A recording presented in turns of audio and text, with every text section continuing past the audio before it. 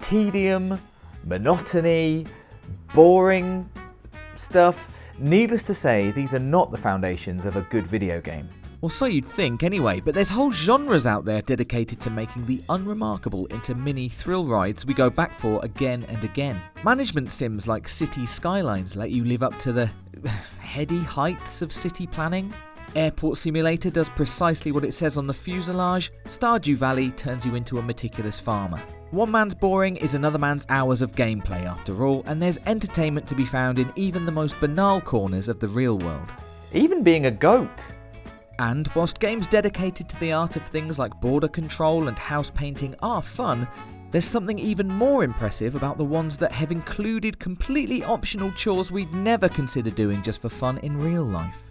Behold then, from litter picking to wood cutting to simply loading pallets, these are inexplicably entertaining video game tasks with no mandatory requirements we will always choose to complete.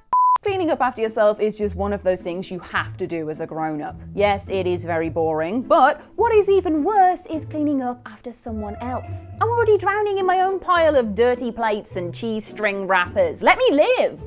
At least that's in real life. In video game reality, there are far less cheese strings. And I also found my calling scooping up pieces of crumpled fast food wrappers and dead rats in Happy's humble burger farm. Trapped in a simulation where an angry supernatural cow can consume you if you don't bag her orders up quickly and correctly, this is a hellscape of burgers and salmon nuggets where one wrong move means a painful, creative death. Forget about that though, you get your own work housing next to the bins! You're given the option to complete some side tasks if you want to earn some extra cash at your fast food restaurant job. Every time you get to Happy's, you can empty the rat traps, tidy the restaurant, and bring in the deliveries before firing up the grill. A little calming ritual of cleanliness that stays the same every day, no matter what animatronic is muttering obscenities down the back of your neck. It should be tiresome busy work, but choosing to clean up those 3 pieces of litter every morning to see how fast I can launch them into the bin is a weird little treat. One that I relished. Hey, burgers, every time I clocked in. I am an efficient and effective worker that will always go the extra mile. Right, Happy? Right? Oh no. You can have a lot of fun with cans. Snapping open a nice cold one on a hot day, playing empty can basketball with the office bin, but when it comes to tidying them up afterwards, not so much. But imagine having to clean up even more. Imagine literally going around and picking up every single can people have littered the streets with. They're sticky, they're horrible, you'll get a bad back, it's no good at all.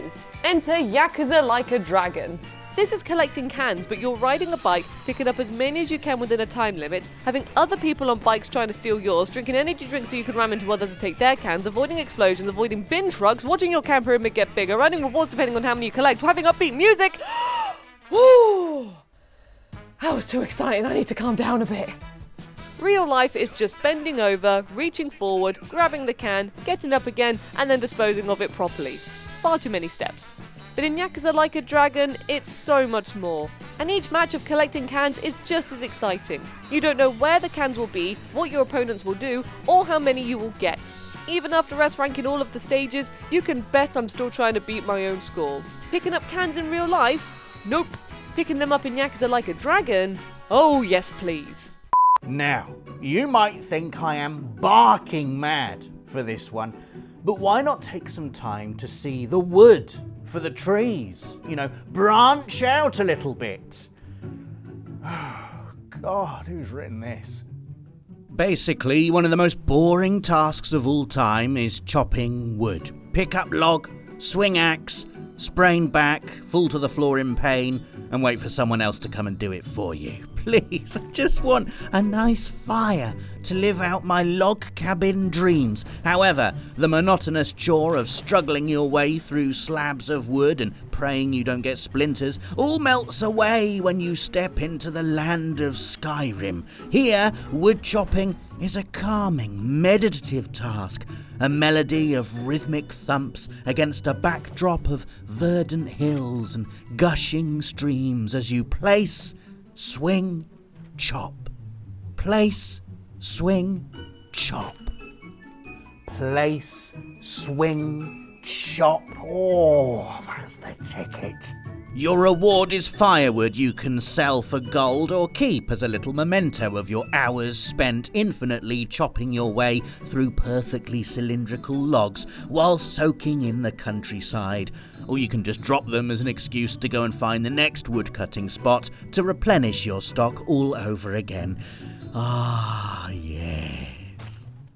Shenmue is a series filled with boring chores that you'd hate to do in real life, but you can't help but love them in this series. For me, one that stands out the most in terms of its brain-dragging blandness is airing books. Because A, airing books is just opening them up outside, really, and B, there is no B.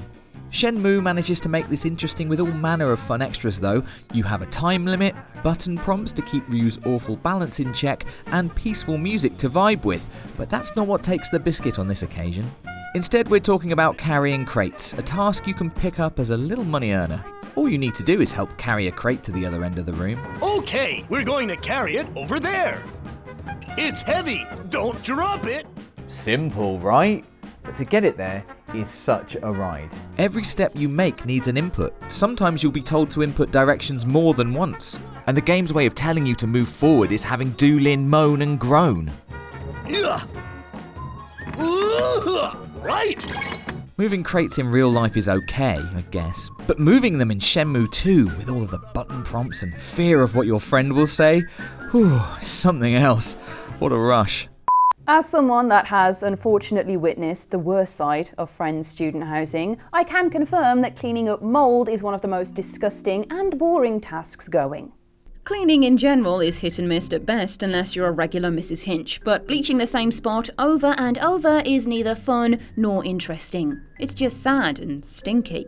In games though, oh boy is mould a whole world of fun unto itself. You only have to look at the writhing mass of dark, evil goop collecting in corners of games like Resident Evil 7 and Control to get a little excited for what cleanup duty entails. The joys of fighting off a humanoid pile of filth with a shotgun speaks for itself.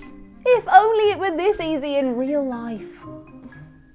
Control in particular knows how to make the ordinary into extraordinary, giving you janitor side quests to shoot out supersized drainage clogs and levitate rubbish into the gaping maw of a hot furnace. The mould side quest is a whole threshold to explore and contain, every surface covered in icky, spongy growths as you work your way through to the terrifying Mould 1. A badass boss battle your reward for cleaning the Federal Bureau of Control up. To be fair, I'm actually quite glad my cleaning schedule isn't as action-packed as this. Fighting a jumbo-sized pink snake of hair coming out the shower drain is not on my to-do list. What are you doing? Making coffee, give me a moment. There. Ta-da! Oh, what is that? Making coffee can be a real skill. People can make pictures in them, make them smell delightful, tell you the origins of the beans, make them taste otherworldly. Some people are coffee pros. But for a lot of people, making coffee is a real chore. But never ever is it boring to make coffee in Persona 5, even though all you do gameplay-wise is select make coffee. Here you can see what characters talk about, learn facts about coffee, and see if your stats change, all whilst chilling to some great music and feeling like a pro barista. Now I don't know about you, but I'd much rather make a coffee in Persona 5 in this chilled, vibey coffee shop, learning wonderful fun facts about coffee, than in real life, where I'm in a non-cafe kitchen, googling coffee facts with no soundtracks aside from the kettle being on the brink of exploding. Can we hire a coffee professional to tell us facts whilst making coffee? No.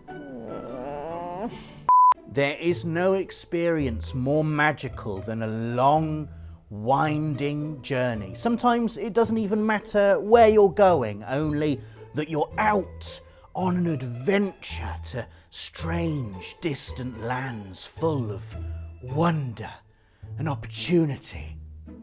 There's a sense of mysticism to every minute you spend in the in-between spaces of travel, isn't there? Now, try telling yourself that when you're trapped behind the wheel of a sweaty little car on the M6, surrounded by gridlocked traffic, with a poor, anxious dog in the back, and 5 hours left to go on the clock before you arrive at your destination. Worse, a plane ride. Worse still, a bus.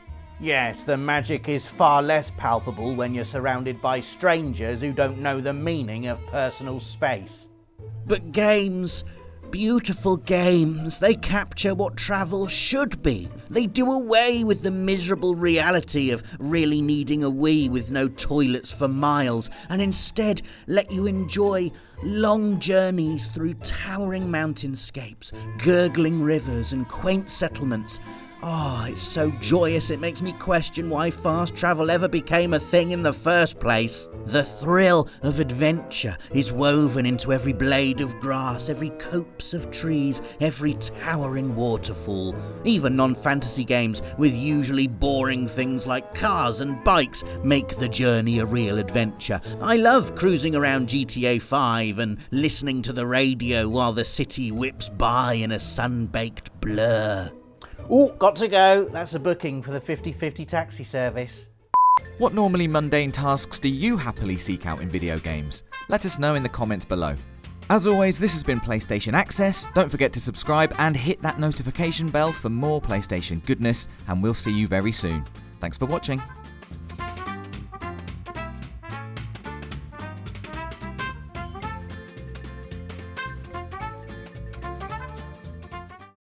PlayStation